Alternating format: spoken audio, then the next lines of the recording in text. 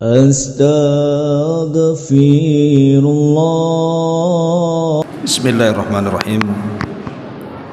Assalamualaikum warahmatullahi wabarakatuh. Bihamdillahi wassalatu wassalamu ala rasulillah wa ala alihi wa sahbihi wa mawalah wa la hawla wa la quwata illa billahi wa ba'd. Kita lanjutkan kembali kajian kita, masih membahas qasasul Quran, kisah-kisah di dalam Al-Quran. Malam ini kita akan membahas satu kisah dalam surah Al-A'raf ayat 175 sampai kepada 179.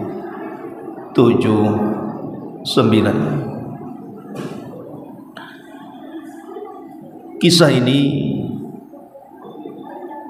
adalah kisah yang penting kita ketahui, berhubung di zaman sekarang ini, zaman di mana penuh dengan fitnah yang menggelincirkan agama kita. Terkadang muncul syubhat-syubhat dari tokoh-tokoh agama yang akhirnya perkara jelas terkadang menjadi tidak jelas, perkara terang menjadi syubhat. Makanya kisah ini perlu kita renungkan dan sangat penting untuk kita bahas, khususnya di zaman yang penuh dengan fitnah ini. Kisah ini dikenal dalam Quran sebagai kisah Bal'am ibnu Ba'urah. Ada seorang tokoh dari tokoh-tokoh masa lampau, dan nama tokoh ini adalah Bal'am ibnu Ba'urah. Siapa Bal'am ibn Ba'urah ini? Kisah Bal'am bin Ba'urah ini bukan hanya diisyaratkan di dalam Al-Quranul Karim, tetapi agama-agama selain daripada Islam pun memuatnya, terutama Yahudi dan Nasrani. Tetapi tentu akan berbeda versi, karena menurut perjanjian lama yang dicantumkan dalam Taurat, Bal'am ini seorang penyihir yang kemudian berusaha untuk menghancurkan Nabi Musa dan Bani Israel. Tapi dalam versi Islam banyak perselisihan para ulama tafsir. Di antaranya perkataan Abdullah ibn Mas'ud radhiyallahu an bahwa Bal'am adalah rajulun min Bani Israel. Dia adalah seseorang dari Bani Israel yang merupakan pengikut Nabi Musa. Malik ibn Dinar mengatakan bukan hanya pengikut Nabi Musa, tapi kana min ulama Bani Israel. Dia adalah satu di antara ulama-ulamanya Bani Israel. Wa kana mujabu da'wah, dan kalau dia berdoa mustajab doanya. Bahkan kata beliau, Malik ibn Dinar mengatakan dulu Nabi Musa mengutus Bal'am ini untuk mendakwahi kerajaan Madian, tetapi bukannya dilaksanakan perintah daripada Musa untuk mendakwahi kerajaan Madian ini, justru dia tergiur dengan dunia yang ada di kerajaan itu. Akhirnya dia meninggalkan agama Musa dan berpaling kepada agama yang lainnya. Abdullah ibn Abbas radhiyallahu anhuma mengatakan bahwa dia adalah seorang ulama yang diutus Nabi Musa ke sebuah Madinah, ke sebuah kota Jababirah, dan dikenal namanya Bal'am ibn Ba'urah. Kana ya'lamu ismallahil a'zam. Kata Abdullah ibn Abbas, dia mengetahui tentang nama-nama Allah yang agung. Maksudnya nama-nama Allah yang agung yang kalau dia berdoa dengan nama itu dipastikan dikabulkan doanya. Makanya dalam Islam sendiri dari 99 nama yang kita kenal, ada nama-nama Allah yang agung, tetapi kita tidak tahu yang mana satu. Ada yang mengatakan Allah, ada yang mengatakan Al-Hayyu Al-Qayyum dan lain sebagainya. Tetapi pendapat yang kuat wallahu alam berdasarkan hadis Ummul Mukminin Aisyah radhiyallahu anha ketika ditanya tentang Ismul A'zam, nama Allah yang agung dari 99 nama itu, Aisyah mengatakan Ismul A'zam itu sama dengan Lailatul Qadar. Tidak tahu di mana letaknya. Tapi yang jelas kalau seseorang berdoa bertepatan dengan Ismul A'zam, dari 99 nama Allah itu dipastikan mustajab doanya. Lah Bal'am ini mengetahui nama-nama Allah yang agung yang diajarkan Musa kepada beliau. Ma'asyiral muslimin yang dimuliakan Allah Subhanahu wa taala, macam-macam tentang siapa Bal'am, tapi yang jelas nasabnya sampai kepada Nabi Lut alaihi salatu wassalam. Bagaimana kisah Bal'am ibn Ba'urah ini? Ma'asyiral muslimin yang dimuliakan Allah Subhanahu wa taala, ketika Nabi Musa alaihi salatu wassalam menyelamatkan Bani Israel dari kejaran Fir'aun, kemudian Musa diselamatkan dengan Bani Israel dan Allah tenggelamkan Fir'aun di sungai Nil atau di Lautan Merah. Lah ketika Nabi Musa alaihi salatu wassalam dalam perjalanannya ke tanah perjanjian, sampailah Musa di sebuah kota yang disebut dengan Balqa. Di situ ada bukit yang terbentang memanjang yang disebut dengan Husban. Lah bukit Husban ini saking panjangnya, setelah bukit Husban ini ada kerajaan Balqa.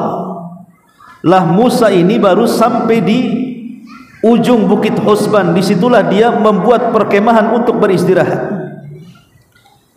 Jababirah, orang-orang yang ada di Balqa ini, terutama para pembesarnya, ketakutan karena mereka tahu wataknya Nabi Musa keras. Kalau seandainya Musa sampai di negeri mereka, dia sangka bahwa Musa akan menyerang negerinya, akan merampas kekayaannya, akan merampas pangkat dan jabatannya.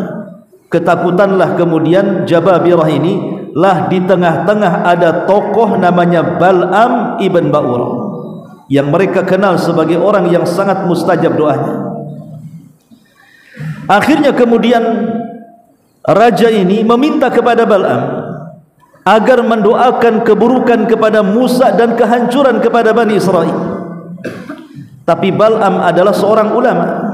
Dia takut kalau seandainya mendoakan keburukan dan memainkan nama Allah yang agung kepada Musa, ini sebuah dosa besar, bahkan kekufuran.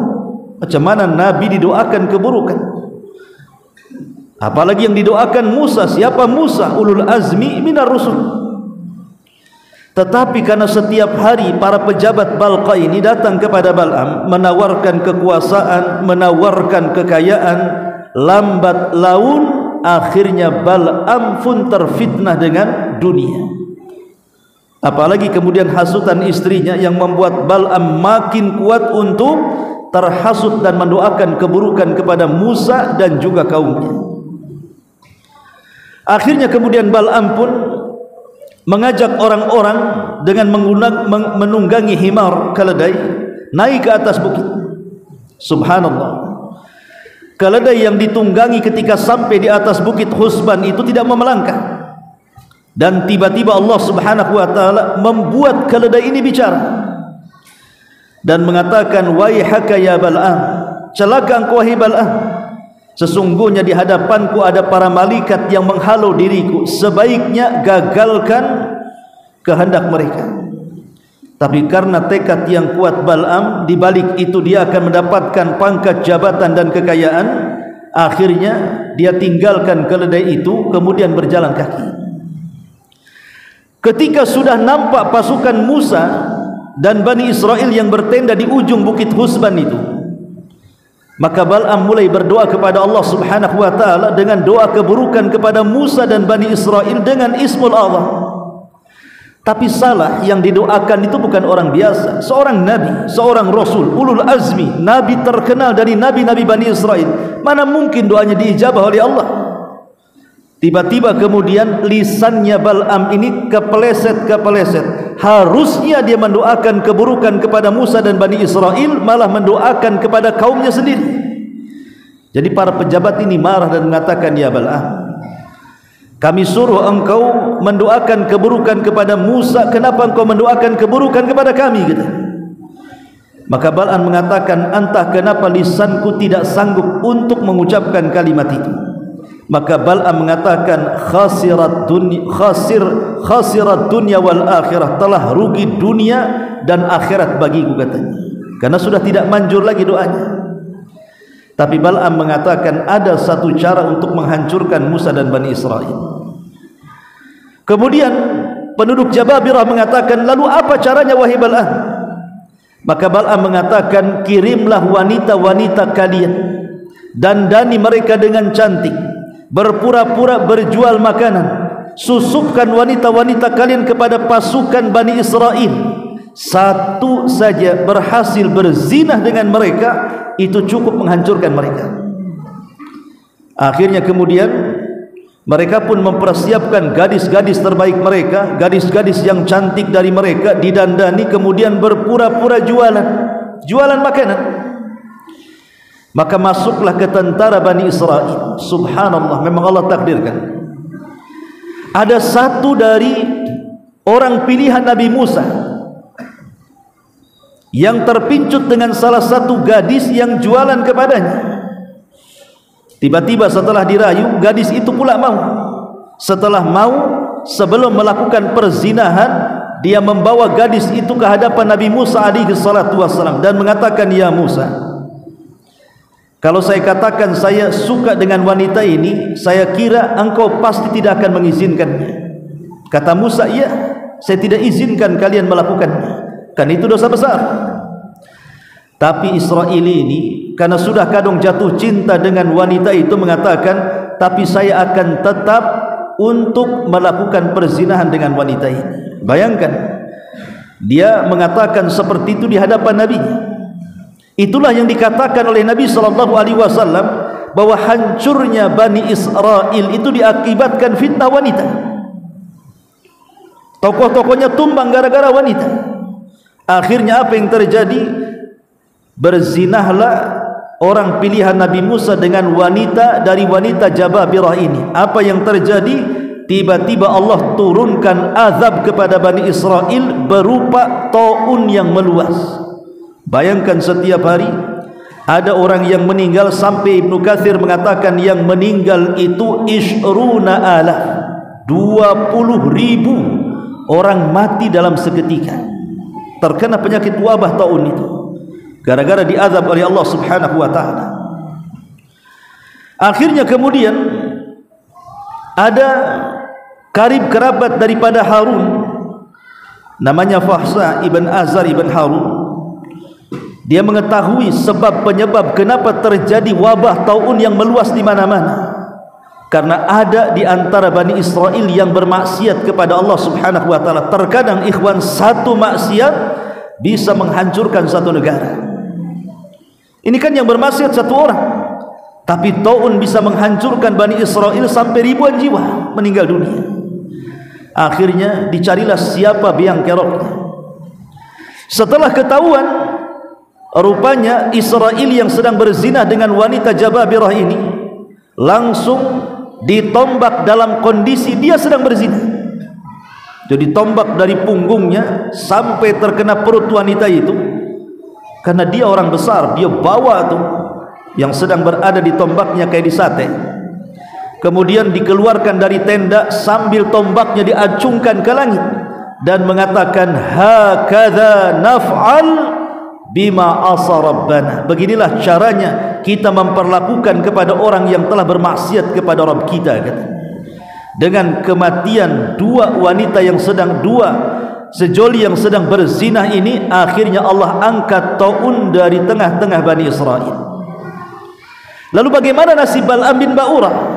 Lah surah Al-A'raf ayat 175 ini mengkisahkan kisahnya. Allah Subhanahu wa ta'ala berfirman, watlu alaihim, wahai Muhammad bacakan kepada mereka, Naba'alladzi atainahu ayatina, berita seseorang yang telah kami berikan ayat-ayat kami kepadanya. Siapa? Bal'am ibn Ba'ur. Allah sudah berikan tanda-tanda kuasanya kepada Bal'am, di mana Bal'am mampu menguasai Ismul Azam. Dalam kondisi-kondisi kesulitan, maka doanya sangat mustajab dan dinantikan semua manusia. Tapi apa yang terjadi? Fansalakha minha. Insalah dalam bahasa Arab itu seperti ular yang sedang berganti baju. Kalau ada ular berganti kulit, dalam bahasa Arab disebut insalah namanya. Fansalakha minha, maka orang ini maksudnya Bal'am ibn Ba'ura tiba-tiba insalah, dia melepaskan baju keulamaannya, dia melepaskan baju kesolehannya, berganti menjadi orang jahat. Fansalakha minha fa'atba'ahu syaitan, syaitan pun ikut dia. Bayangkan, harusnya orang ikut setan, setan yang ikut dia, si Bal'am ini. Fakana minal ghawin, maka Bal'am termasuk orang-orang yang disesatkan oleh Allah Subhanahu wa taala. Padahal Allah janjikan, walau syi'na la rafa'nahu biha. Kalau Bal'am ini tetap istiqamah, berada di samping Nabi Musa, memperjuangkan Taurat, memperjuangkan agama Allah, la rafa'nahu biha, kami angkat derajatnya. Tapi apa yang terjadi? Walakinnahu akhlada ilal ardh, tapi Bal'am memilih untuk mengejar dunia dibandingkan akhirat. Wattaba'a hawah, dia pun mengikuti hawa nafsunya. Famathaluhu, lihat bagaimana Allah permisalkan Bal'am ini. Famathaluhu kamathalil kalbi in tahmil alaihi yalhath aw tatrukhu yalhath.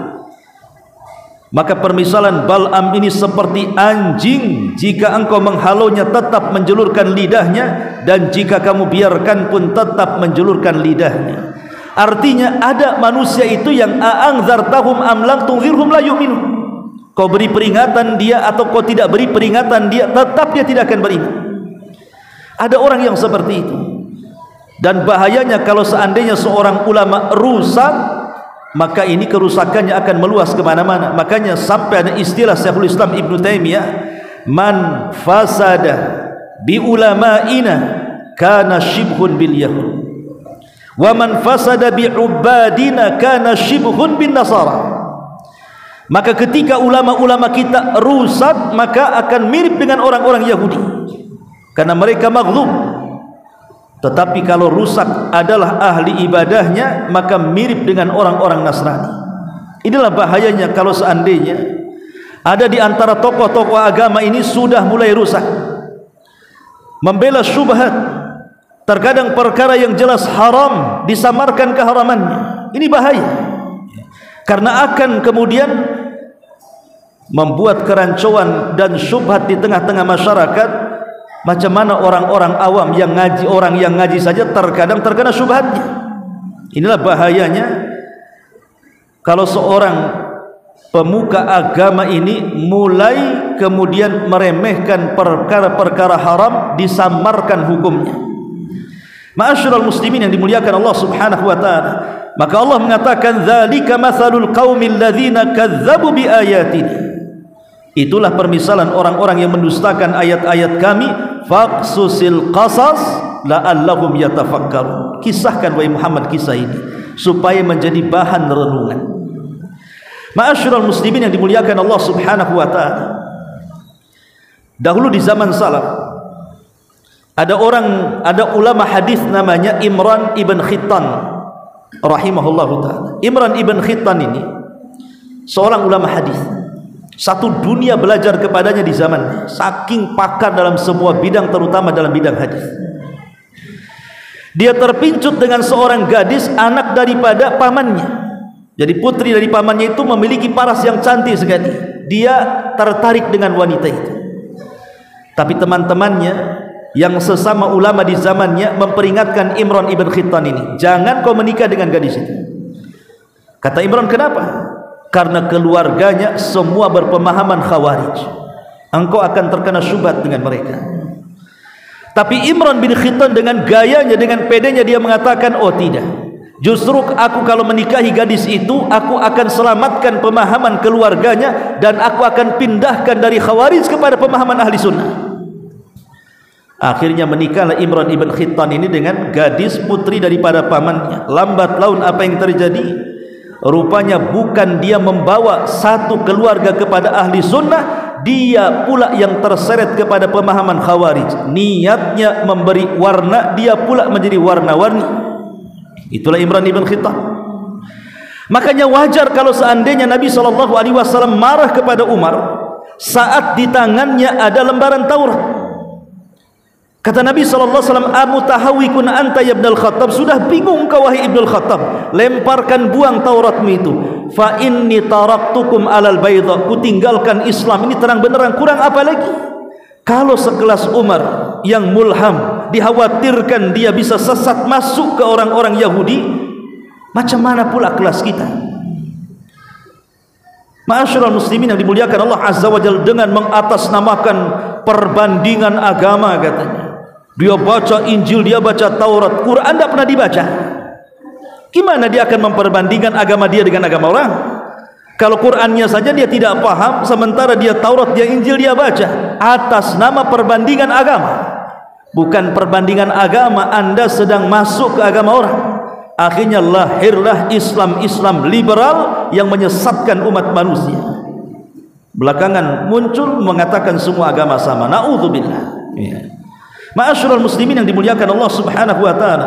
Makanya Bal'am ibn Ba'urah ini pelajaran besar bagi kita, bahwa pentingnya hidayah yang sudah Allah anugerahkan kepada kita.